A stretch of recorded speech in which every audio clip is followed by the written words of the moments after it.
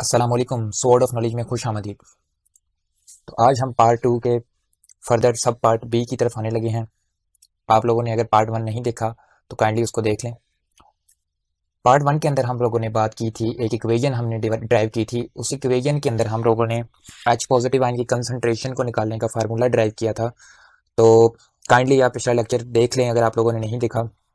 तो आज हम इसी के हवाले से बात करने लगे हैं। ये फार्मूला हमने ड्राइव किया था कि एच पॉजिटिव आयन की कंसंट्रेशन के multiply by 0.03 multiply by partial pressure of carbon dioxide over HCO3 negative ions की कंसंट्रेशन के ऊपर डिपेंड करता है।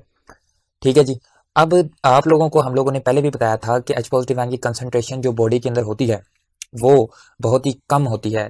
ठीक है, उसकी कंसंट्रेशन बहुत कम होती है, जिसकी वजह से उसको हम कैलकुलेशन में आसानी से मैयर नहीं कर सकते। ठीक है, उसको हम कैलकुलेशन में आसानी से यूज़ नहीं कर सकते। इसीलिए हम लोगों ने क्या किया था, एच पॉजिटिव आयन की कंसंट्रेशन का लॉग लिया था, नेगेटिव लॉग लिया था, और उसको हमने पीएच यूनिट के अंदर कन्वर्ट कर लिया था।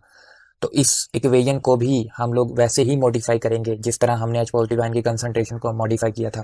तो ये काम दो बंदों ने किया था, सरंजाम दिया था, जिनमें हेंडरसन साहब और हेजलबैक साहब शामिल थे, और इन्हीं के नाम पर उस मॉडिफाइड इक्वेशन का हम लोगों ने नाम रख दिया हेंडरसन हेजलबैक इक्वेशन।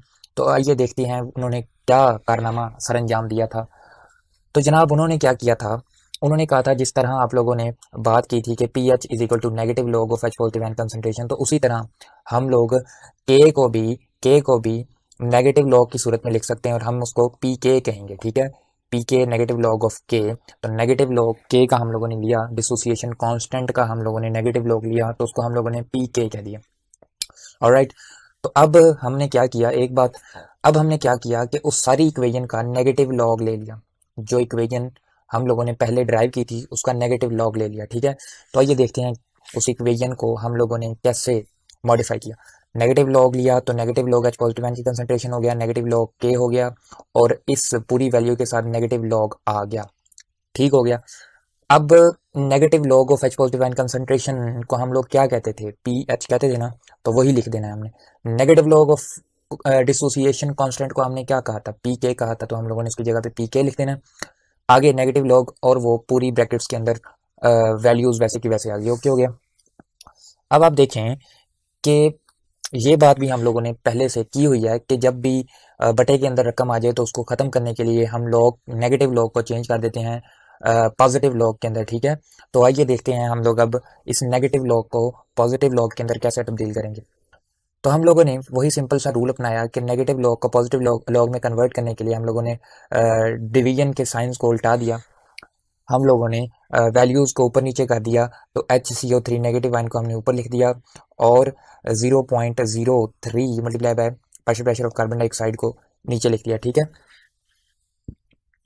तो वैल्यूज़ इंटरचेंज हो गई, जिससे लॉग की वैल्यू जो है वो नेगेटिव से पॉजिटिव हो गई। ओके हो गया। अब वो कह रहा है कि बाइकार्बोनेट बफर सिस्टम के लिए, बाइकार्बोनेट बफर सिस्टम के लिए पी के की वैल्यू जो सी होती है वो 6.1 होती है। पी के की वैल्यू 6.1 होती है। ये पी के क्या होता है बात करते हैं। तो हम लोगों ने 6.1 की वैल्यू इधर पुट कर देनी है। तो पीएच का फार्मूला जो हमारे पास बन चुका है, pH is equal to 6.1 plus log HCO3 minus की concentration over 0.03 multiply partial pressure of carbon dioxide. ये इक्वेशन हेंडरसन हेजलबैक इक्वेशन कहलाती है, और इससे हम पीएच को मालूम कर सकते हैं। अंडरस्टैंड। आइए आगे बढ़ते हैं। आगे वो लिख रहा है कि इस इक्वेशन की मदद से हम लोग आसानी से पीएच को मालूम कर सकते हैं अगर हमें HCO3 नेगेटिव आयन की कंसंट्रेशन दी गई हो और partial pressure of carbon dioxide दिया गया हो। ठीक हो गया।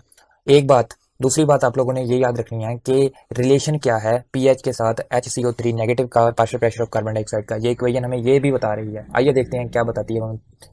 तो इस इक्वेशन के अंदर अगर आप लोग देखें तो pH is directly proportional to HCO3 negative ion concentration, यानी कि HCO3 नेगेटिव आयन बढ़ेंगे तो पीएच बढ़ेगी, and inversely to the partial pressure of carbon dioxide, यानी कि partial pressure of carbon dioxide बढ़ता है तो पीएच कम होती है। How beautiful it is. तो यही बात हम लोगों ने फिर से थोड़ी बहुत फैंसी अंदाज में लिख लिया है। तो partial pressure of carbon dioxide बढ़ा तो पीएच क्या हुई, कम हो गई। इस केस को हम लोगों ने क्या कह दिया, एसिडोसिस। और अगर HCO3 नेगेटिव आयन की कंसंट्रेशन बढ़ जाती है तो पीएच क्या हो जाती है, बढ़ जाती है, तो इस केस को हमने क्या कह दिया, अल्कलोसिस। ठीक हो गया। तो हेंडरसन हेजलबैक इक्वेशन हमें इन चीज़ों के बारे में भी इंफॉर्मेशन दे रही है। ओके हो गया। आगे बढ़ते हैं जी। आगे वो लिख रहा है कि हेंडरसन हेजलबैक इक्वेशन ना सिर्फ हमें एक पीएच निकालने का फार्मूला दे देती है, बल्कि हमें यह भी बता देती है कि control of acid base concentration कैसे होगी, और उसके डिसऑर्डर्स जब उसके अंदर आएंगे तो कौन सी चीज़ जिम्मेदार होगी, कौन सा सिस्टम जिम्मेदार होगा।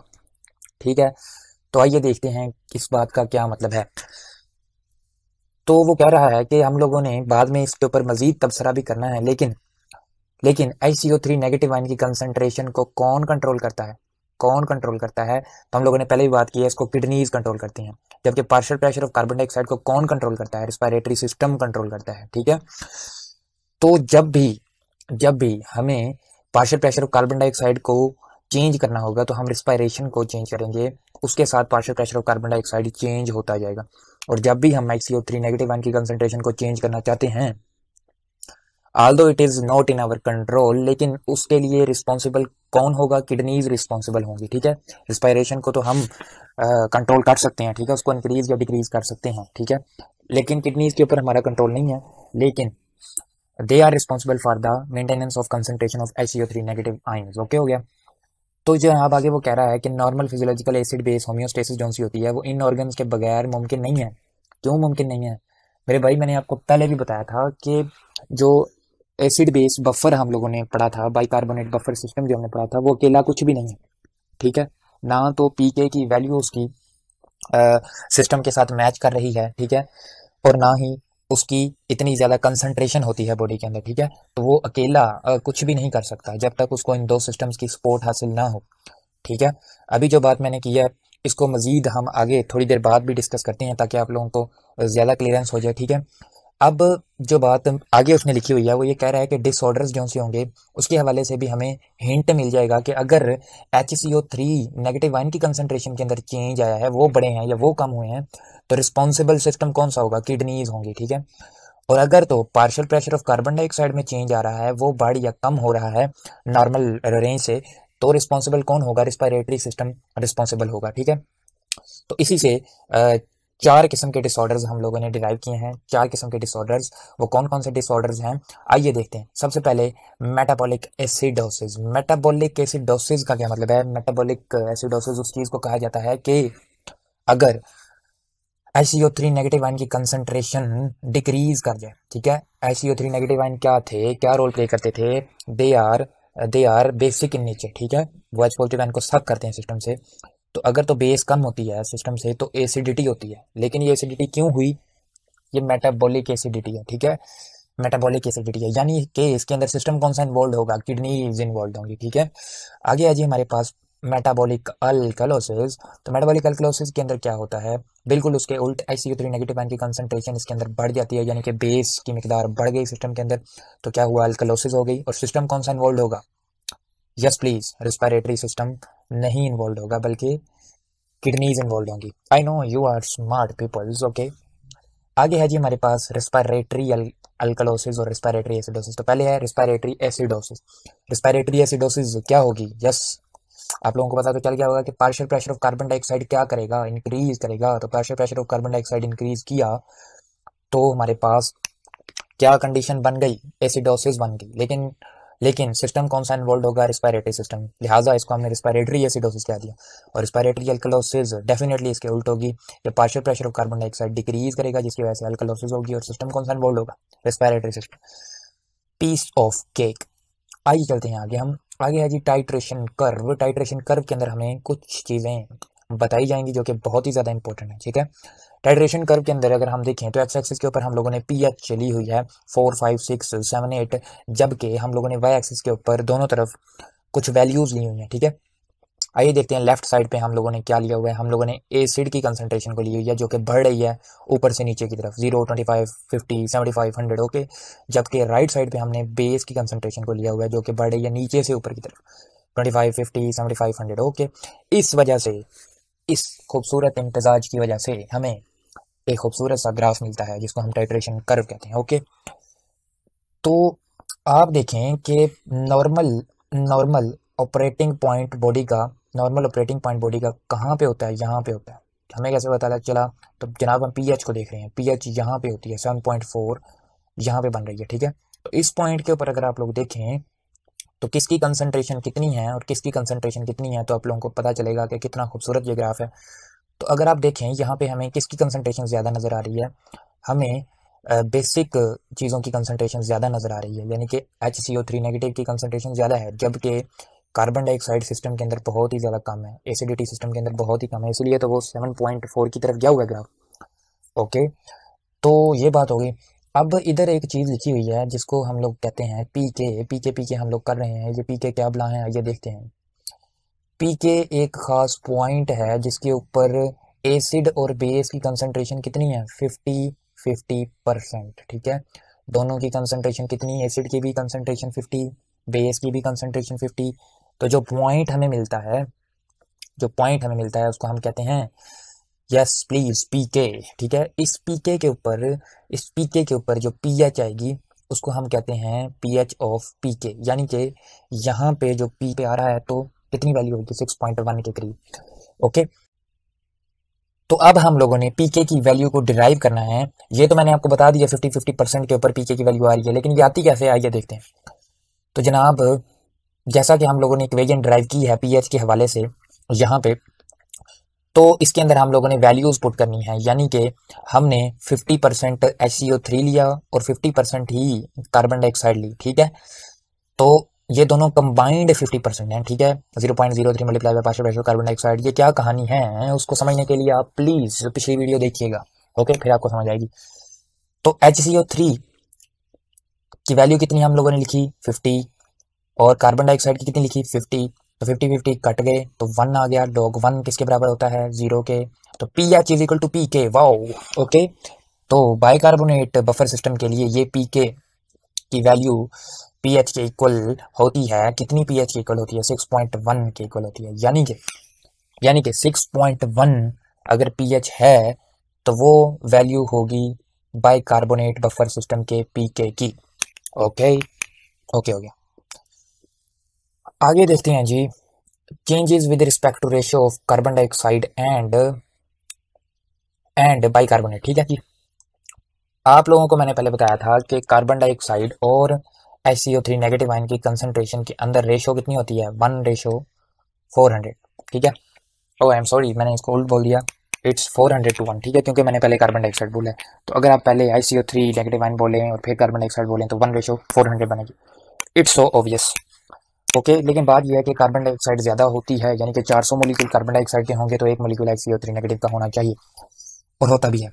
अच्छा, अब देखें कि हम लोग कह रहे हैं कि व्हेन बेस इज एडिड, जब बेस को हम लोग ऐड करते हैं तो क्या होगा, इस रेशो के ऊपर क्या फ़र्क पड़ेगा, ये रेशो बढ़ जाएगी क्योंकि HCO3 नेगेटिव आयन बढ़ रहे हैं। ठीक है, 1/400 है तो 2/400 हो जाएगी, 3/400 हो जाएगी, 5/400 हो जाएगी, तो ये क्या हो जाएगा, इंक्रीज हो जाएगा। ठीक है, इंक्रीज हो जाएगा। अब दूसरी तरफ अगर हम एसिड को ऐड करें, यानी कि हम कार्बन डाइऑक्साइड को बढ़ा रहे हैं, तो ये रेशो क्या करेगी, डिक्रीज कर जाएगी, ये रेशो क्या करेगी, डिक्रीज कर जाएगी। Very well done. ठीक है, बस MCQs के अंदर वो पूछ लेता है। ठीक है, तो आप लोगों ने इन चीज़ों को याद रखना है। आगे है जी हमारे पास बफर पावर क्या होती है। बफर पावर जनाब हमारे पास अमाउंट और relative concentration of buffer component के ऊपर डिपेंड करती है, लेकिन ये क्या क्या होती है आइए देखते हैं। सबसे पहले हम लोग दोबारा से टाइट्रेशन कर्व के ऊपर आएंगे। टाइट्रेशन कर्व हमें बहुत सारी इन्फॉर्मेशन दे रही थी जो हम लोगों ने आपसे छुपा ली है, आइए उसको हम थोड़ा सा मजीद डिगिन करते हैं। ठीक है जी, वो कह रहा है कि पीएच जो सी है जब पीके के बराबर होती है तो हमें पता है यहाँ पे कार्बन डाइऑक्साइड और HCO3 नेगेटिव आयन यानी कि एसिड और बेस की कंसंट्रेशन 50-50% होगी। ठीक है, ये बात तो हमने भी आपको पहले बता दी थी। सेकेंडली वो कह रहा है कि इस पॉइंट के ऊपर बफर जो होता है वो मोस्ट इफेक्टिव होता है, यानी कि अगर बफर को उसकी पीके के बराबर पीएच प्रोवाइड कर दी जाए तो वो बफर धुआंधार बैटिंग करता है। ठीक है जी, धुआंधार बैटिंग करता है। ठीक है, कैसे, अगर आप लोग ये देखें, ये कर्व्स को देखें तो आप लोगों को अंदाज़ा होगा कि अगर तो हम लोग इस पीके की वैल्यू के करीब रहते हैं तो क्या होगा, अगर हम एसिड डालते हैं तो ज़्यादा चेंज नहीं आ रहा पीएच के अंदर। ठीक है, अगर हम बेस डालते हैं तो पीएच के अंदर ज़्यादा चेंज नहीं आ रहा। ठीक है, बड़ी स्टीप सी लाइन है। ठीक है, लेकिन जैसे ही एक पॉइंट से ज़्यादा टाइम गुजरता है इस पीके की वैल्यू से हम बहुत ज़्यादा दूर जाते हैं, ये ग्राफ हॉरिजॉन्टल हो जाता है, यानी कि अगर आप अब थोड़ी सी भी बेस डालेंगे तो पीआई बहुत ज़्यादा चेंज कर देगी। ठीक है। अगर आप थोड़ा सा भी एसिड डालेंगे तो पीएच बहुत ज़्यादा चेंज कर जाएगी, ठीक है। तो हमें पीके की वैल्यू के करीब करीब रहना पड़ता है ताकि चेंज कम आए, जो कि बफर का काम है, चेंज को रेजिस्ट करना, ठीक है। तो आगे वो बता रहा है कि बफर सिस्टम जो हमारा बाइकार्बोनेट बफर सिस्टम है, वो यहाँ पे हमें 1 पॉइंट कम पीएच से और 1 पॉइंट ज़्यादा पीएच से बड़ी अच्छी परफॉर्मेंस दे रहा है, ठीक है। वो कितनी वैल्यू है, 5.1 से 7.1 तक, ठीक है। क्योंकि उसकी पीके की वैल्यू 6.1 है, 6.1 से एक पीएच पीछे 5.1, एक पीएच आगे 7.1, ठीक हो गया। लेकिन वो कह रहा है इस लिमिट से अगर ज़्यादा काम चला जाता है तो बफर कहता है भाई माफ़ करो मुझे, किस काम में लगा दिया, ठीक है। एक पॉइंट। दूसरा पॉइंट जो मज़ेदार है, ठीक है, वो ये है कि अगर आप देखें नॉर्मल बॉडी किसके ऊपर ऑपरेट कर रही है, वो 7.4 पे ऑपरेट कर रही है, ठीक है। लेकिन बाइकार्बोनेट बफर सिस्टम की बस किधर हो जाती है, 7.1 के ऊपर। तो ये क्या कहानी है, इसको समझते हैं हम लोग, जुड़े रहें वीडियो के साथ। आगे है जी हमारे पास दूसरा पॉइंट, वो है जी एब्सोलूट कंसंट्रेशन कितनी है बफर की। अगर तो बफर ज़्यादा है तो ज़्यादा चेंज वो बर्दाश्त कर सकता है। अगर लो कंसंट्रेशन है बफर की तो थोड़ा सा भी एसिड या बेस को डालें तो बफर की बस हो जाएगी, ठीक है। ये तो बड़ी ऑब्वियस सी बात है। अमाउंट के वाले से आपको मैंने बात बता दी, और जो पीछे हम लोगों ने बात की है वो हम लोगों ने रिलेटिव कंसंट्रेशन की बात की है। रिलेटिव कंसंट्रेशन की बात की है। रिलेटिव कंसंट्रेशन से मुराद कि जो कंपोनेंट है बफर के, जैसा कि एसिड और बेस, उनकी मिकदार में रिलेशन कितना है। तो 50-50% होगा तो मोस्ट इफेक्टिव बफर वर्क करेगा, ठीक है। और अमाउंट इधर मैंने आपको बता दिया, जितनी ज़्यादा अमाउंट उतना अच्छा बफर, ठीक है। तो हर बफर के अंदर ये चीज़ हम लोगों ने देखनी है। आगे है जी हमारे पास जो सिस्टम हम पढ़ रहे हैं उसको लेकर हम बाइकार्बोनेट बफर सिस्टम के हवाले से बात करते हैं कि इसकी इफेक्टिवनेस और इसकी पावर अच्छी होगी या बुरी होगी। तो मैंने आप लोगों को जैसे पहले ही हिंट दे दिया था कि पीके की वैल्यू जो बाइकार्बोनेट बफर सिस्टम की है वो 6.1 है, जबकि बॉडी की 7.4 है। तो ये कोई अच्छी बात नहीं है इसके लिए, ठीक है। ये कोई अच्छी बात नहीं है इसके लिए, लेकिन लेकिन ये फिर भी बड़ा अच्छी परफॉर्मेंस देता है हमें, फिर भी बड़ी अच्छी परफॉर्मेंस देता है, ठीक है। दूसरी चीज़ जो अमाउंट थी, अमाउंट के ऊपर भी तो डिपेंड करता है, शायद इसकी अमाउंट ज़्यादा हो बॉडी के अंदर, लेकिन अफसोसनाक खबर ये है कि इसकी अमाउंट और कंसंट्रेशन भी ज़्यादा नहीं होती। इट्स नॉट ग्रेट, ठीक है। इसकी कंसंट्रेशन भी कम है, अमाउंट भी कम है, और इसकी पीके की वैल्यू भी दूर दूर तक करीब नहीं है बॉडी की पीएच के, यानी कि एक्स्ट्रा सेलुलर फ्लूइड की पीएच के। तो फिर भी ये सिस्टम बड़ा ही एफिशिएंट है, बड़े ही खूबसूरत तरीके से काम को सर अंजाम देता है। क्यों, क्या वजह हो सकती है? वजह जानते हैं जनाब। इसकी वजह सादा सी है कि ये सिस्टम अकेला वर्क नहीं कर रहा, ठीक है। ये सिस्टम अकेला वर्क नहीं कर रहा। इस सिस्टम के अंदर किडनीज और लंग्स रोल प्ले कर रही हैं। इस सिस्टम के साथ किडनीज और लंग्स रोल प्ले कर रही हैं। Kidneys are for ICO3 negative ions and lungs for carbon dioxide की रेगुलेशन, ठीक है। ये दोनों वर्क करते हैं तो इसकी एफिशिएंसी को बहाल रखा हुआ है, इसका भरम कायम है, ठीक है जी। अगर तो ये सिस्टम काम ना करें, ठीक है, अगर तो ये सिस्टम काम ना करें तो इस बफर सिस्टम का हाल कोई नहीं है, ठीक है ना। तो ये बातें हैं हमारे पास इस सिस्टम के हवाले से। तो आप लोगों ने इसको रिवाइज कर लेना है, पिछले को भी और अगले को भी। आगे भी बहुत मज़े मज़े की चीज़ें आने वाली हैं, ठीक है। तो हम लोग उसके ऊपर भी डिस्कशन करेंगे। तो ये था आज का हमारा लेक्चर, पार्ट 2 की सीरीज़ हमारे पास ख़त्म हुई। अब हम लोग पार्ट 3 के साथ आप लोगों के सामने आएंगे। आप लोगों ने हमारा चैनल सब्सक्राइब कर लेना है और दोस्तों के साथ भी शेयर करना है ताकि हमारी हौसला अफजाई हो और हम इस काम को जारी और सारी रख सकें। And secondly like and comment भी किया करें ताकि जो भी कमी बेशी होगी हमारी वीडियो के अंदर उसको दूर किया जा सके। Okay, thanks a lot for your time. अल्लाह हाफिज़।